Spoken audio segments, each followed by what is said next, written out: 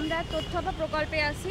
আমরা সব মহিলা কর্মী, তথ্য সেবা কর্মকর্তা এবং তথ্য সেবা সহকারী। আমাদের 8 বছর আগে সরাসরি নিয়োগের মাধ্যমে সরাসরি পরীক্ষার মাধ্যমে আমাদের নিয়োগ হয়েছিল। 3 ধাপে পরীক্ষা দিয়ে আমাদের চাকরি পেয়েছি। কিন্তু এখন 7 বছর পরে আমাদের চাকরি, এখন আমরা বেকার হয়ে ঘরে ফেরার অবস্থা। এই জুন মাসে আমাদের মেয়াদ শেষ হয়ে যাচ্ছে, কিন্তু ডিপিপিতে উল্লেখ ছিল যে 5 বছর পরে আমাদের রাজস্ব করার জন্য আমাদের কর্তৃপক্ষ প্রসেস হাতে নেবে, কিন্তু তারা কোনো প্রসেস করে নাই আমাদের রাজস্বকরণের ক্ষেত্রে। তারা উল্টে কি করতেছে, এই জুনে আমাদের ক্লোজ করে দেবে অথবা আর 6 মাস এক্সটেন্ড করতে পারে, এখনও পুরো শিওর না। এক্সটেন্ড করে তারপর তারা থার্ড পেজ আনবে, তাও আউটসোর্সিংয়ের মাধ্যমে নিয়োগ দেবে, আর আমাদের এই দক্ষ জনবল বাদ দিয়ে দেবে। এটাই হচ্ছে মূল কারণ। তাই আমরা চাচ্ছি অবশ্যই আমাদের রাজস্ব করে নিন, আর রাজস্ব করবে, এইটাই হচ্ছে আমাদের মেইন উদ্দেশ্য। আর আমাদের হচ্ছে মেইন লক্ষ্য হচ্ছে আমাদের কর্তনকৃত বেতন আমাদের ফেরত দেবে। আমাদের যে টাকা বেতন দেওয়ার কথা ছিল আমাদের নিয়োগপত্রে, সে টাকা বেতন আমাদের দেয় নাই। 6 দিন আমরা হচ্ছে প্রেস ক্লাবের সামনে আমরা অনশন কর্মসূচিতে ছিলাম। আমরা শান্তিপূর্ণভাবে ওইখানে অনশন কর্মসূচিতে ছিলাম, কিন্তু কেউ আমাদের সাথে কোনো যোগাযোগ করে নাই। না উপদেষ্টা যোগাযোগ করছে আমাদের মন্ত্রণালয়ের, না আমাদের কোনো সচিব যোগাযোগ করছে, আমাদের সাথে কোনো প্রকার যোগাযোগ হয়নি, যার কারণে আমরা লং মার্চ করে এখানে আসতে বাধ্য হয়েছি।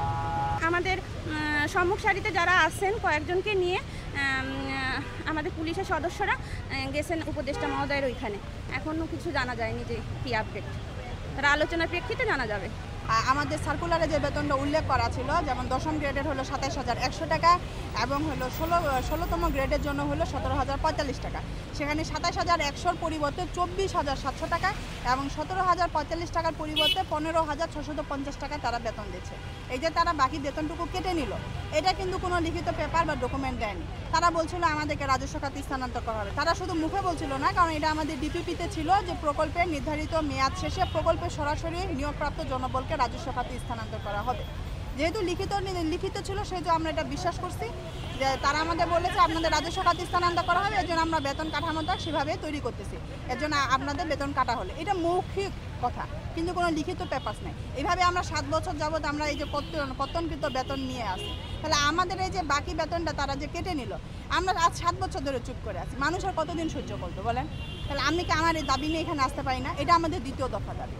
আর আমাদের প্রথম দফা দাবি যেটা, সেটা হলো আমাদের মহিলা ও শিশু বিষয় মন্ত্রণালয়ের তথ্য প্রকল্প 2য় পর্যায়ে জনবলকে রাজস্ব খাতে স্থানান্তর করতে হবে। আমরা শান্তিপূর্ণভাবে জাতীয় প্রেস ক্লাবের সামনে অনশন কর্মসূচিতে অবস্থান করছি 28 তারিখ থেকে।